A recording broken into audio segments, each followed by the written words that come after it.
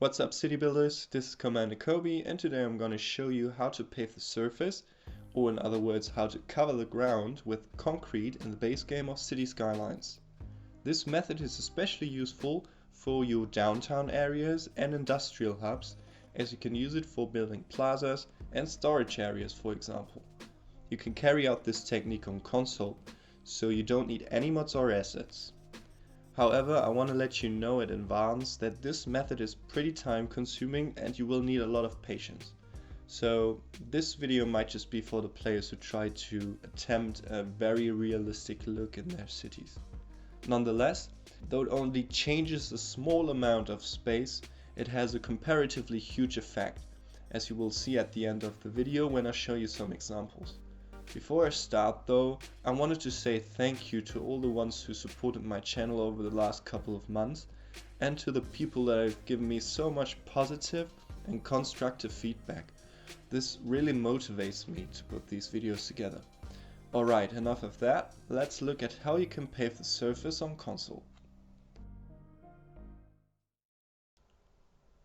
Alright, let's suppose you want to create a plaza for this building right here in your downtown, and what you would usually do is you go to the pathway in your landscaping option and you drag a couple of rows of that pathway using the grid, and you see what this creates. It creates those margins or gaps between the pathways, and we try to avoid that by using the method I'm going to show you now and create a perfectly paved surface.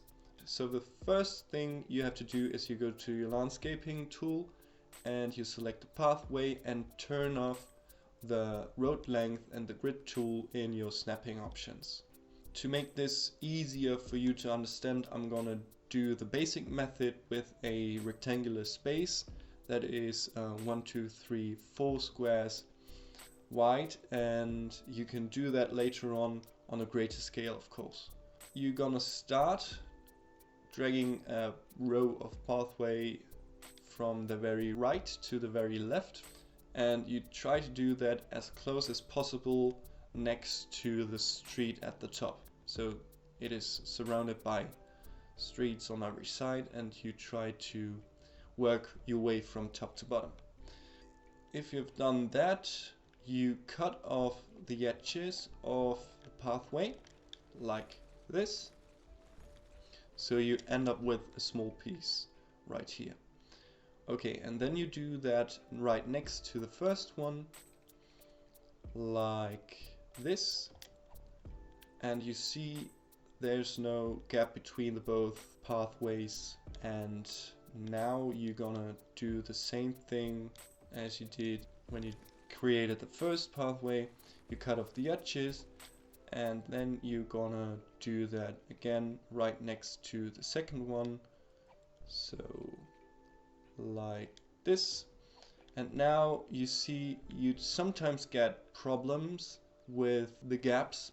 Then you have to redo the one that you did before and try to get a little more space between the first and the second one. I know that sounds a little odd because you try to get the pathways as close as possible to each other, but yeah, you have to find the sweet spot, so to say.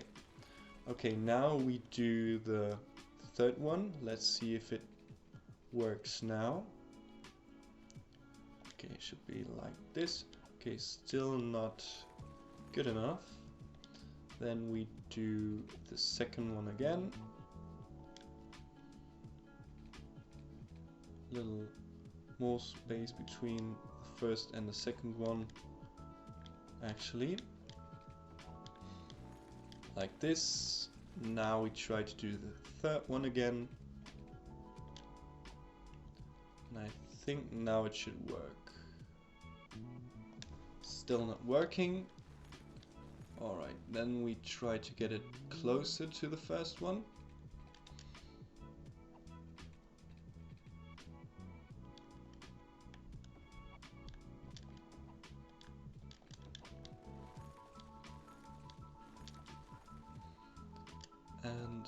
then like this. Okay, now it works. So you have to do that actually closer to the first one, so the second one, I mean. Alright, fourth one, right next to the third one, like this. And now the last one at the bottom of the rectangular space. And now you have to pay attention that you do that from the very right to the very left of that space. Like this. Okay, perfect. So now you work your way back to the top of the rectangular space and you complete the rows on the right and left. Like this.